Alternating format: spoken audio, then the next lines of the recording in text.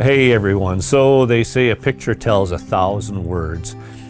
I think that's what I set out to do in this painting. Up here in northern Alberta where I live, up near the foothills, some really rugged backcountry up there, and it's easy to visualize elk and moose and grizzlies and that type of animal surviving in an area like that. And then oftentimes you're out there trekking in that country and you see the flash of a whitetail, and there's this massive whitetail buck that you just see for a second and then he's gone.